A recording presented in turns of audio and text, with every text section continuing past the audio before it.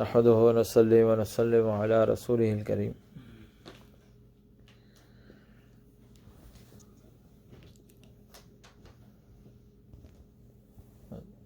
There is a big difference between an original thing and a fake thing. Big difference.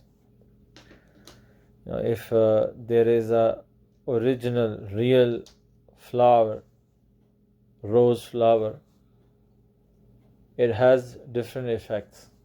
The feeling is going to be different. The fragrance is going to be different. Everything is going to be different. Everyone in the room will feel it. And if it's a fake rose flower, it will look flower. If you will point towards it and ask, what is this? Everyone will reply, it's a flower. But there is no feeling in it. There is no fragrance in it. It's fake. Allah, somebody asked a great sheikh, if this deen is haqq, it's truth, it's real, why is it not spreading all over the world? So he replied, he said, for anything to spread all over the world, it has to exist. Where is deen existing now? It's all fake what we have. The real deen is missing out. If real deen is there, everyone around us will feel it. The fragrance will be felt. The reality of it will be felt. The rose doesn't have to send flyers to everyone, I'm a rose. Feel me. Everyone will feel it itself. The honey, if it's a real honey, pure honey, it doesn't have to send flyers and messages to the bees to come and get me. The bees feel it, they sense it themselves. So that's why this Surah Maida that we are reading, we decided today, we finished it today, and we started Surah An'am. So Surah Maida, like I said yesterday, it was revealed right at the end after the conquest of Makkah. So in this surah, the instructions are given to Sahaba, the Muslims, how to spread the feeling of deen all over the world. Because they are going to interact with the entire world now. So far they were just interacting with Arabs. Now they have to go all over the world. And it is written in the riwayat narrations. The Sahaba, even before the demise of Rasulullah sallallahu alaihi wasallam, would have reached so far places. India, China, so many far places they had already reached. So they had to interact with Jews and Christians. So it is all Jews and Christians mentioned in these people. How are you gonna invite them to you? How are you gonna get invited by them or by food? If you have to marry any woman in there, what are the instructions? Everything is mentioned. But what I wanted to highlight tonight is that Allah subhanahu wa ta'ala in the middle of this surah mentioned a story also, an incident of past also. And Allah subhanahu wa ta'ala, we need to keep in mind that Allah subhanahu wa ta'ala knows entire history of each and every man amongst the mankind. Allah knows everyone, whatever he has done, whatever has happened in the past. So Allah has selected very special incidents and mentioned it in the Quran. So it can have lessons for us. So if Allah is collecting a story and telling us, you can imagine the one who knows the whole story and he's picking one thing, how special that incident is going to be and how many lessons is going to be in there. So quickly, Allah has mentioned the story of the first incident to happen, or we know ever took place on the face of earth after Adam ﷺ was sent from Jannah to this world. The incident is about the two sons of Adam ﷺ. وَاتْلُ عَلَيْهِمْ نَبَأَ ابْنِي آدَمَ بِالْحَقِّ. So long story short, what happened is they were both supposed to give sacrifice for Allah. And back in those days, in Jewish and Christians culture, what used to happen is whatever sacrifice, charity they used to give, they used to put it into the middle of the ground, a place, and if it's accepted by Allah, a fire would come from the sky and it would swallow it, it would eat it. That's a sign that your sacrifice is accepted. So the riwayats say the name is Habil and Qabil. So for everyone to remember, the one who murdered Habil is Qabil. So Qaf is Qabil and Qaf is Qatl.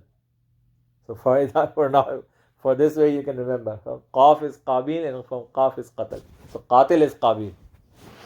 So Habil's sacrifice was accepted and Qabil's sacrifice was not accepted. So this brother Qabil, his own real brother, he said he felt really bad.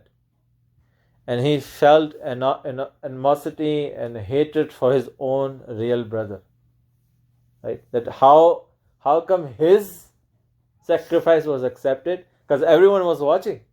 Adam alayhi salam was watching, the whole family is watching. And so he felt this way. And he felt it so badly, and this hatred reached to its height in his heart, that he said, I'm going to murder you. قَالَ لَأَقْتُلَنَّكَ, I'm for sure, certainly going to kill you, murder you. So, and then the story says that he murdered him actually. So what Mufassirin has written is that look, when shaitan found out, Allah subhanahu wa ta'ala, before creating Adam alayhi salatu wasalam, long time back, Allah announced this, that I'm going to create Adam, and when I create him, you have to bow down, prostrate for him. So now this shaitan, Iblis, who was serving Allah for this many centuries, he started feeling the same way. That how come I have been serving Allah subhanahu wa ta'ala for so long and I am not giving any recognition, I am not accepted, and this guy who is just about to be born, Allah is giving him recognition by telling all the angels to bow down to him. So he felt this hatred and animosity against Adam alayhi salatu wasalam. That why am I not accepted and he is accepted? So this is what the devil's plan against the son of Adam. These two brothers are only mentioned. This game is going to be played by shaitan to all the men in the world, all the people in the world. He is going to make each and everyone hate each other, feeling animosity for each other. How come I am so pious and I am living my life in restrictions of deen, and this guy is free, he is having fun, he is having enjoyment, although he is not even practicing deen? Now I am feeling hatred for him. And shaitan is successful. How can this guy is not even close to Allah, and Allah is giving him high-end job, he is getting paid highly, he is fulfilling all his desires? Now this is going to happen, because I am not recognized. The person will feel I am not recognized by Allah, and this guy is recognized by Allah. This is the devil's plan. So, and then after developing hatred and animosity and this all ill feelings, can I cause harm to other? Even if I get cause to harm to other person, is it gonna relieve me from this hatred? Like this own brother Qabil, after killing his own brother, what he said, فَأَصْبَحَ مِنَ النَّادِمِينَ. He felt really regret. He booked eternal place for him in Jahannam. So my dear brothers and sisters, this is what the devil's plan. And this is what we really need to be cautious about, concerned about. That we don't play this game with devil. We don't fall into this trap. We need to be, instead of Qabil thinking about this, that what wrong I did, that my sacrifice is not accepted, he started thinking why his Why is his sacrifices accepted? What he would have supposed to do? He was supposed to think, what I have not done wrong. Why Allah is not accepting my? He is supposed to look into himself. He started looking at others. The devils were successful. He's gonna make. This is what the devil is planning. He's gonna. So if Muslims among themselves are feeling hatred for each other, how are they gonna call Jews and Christians to Deen?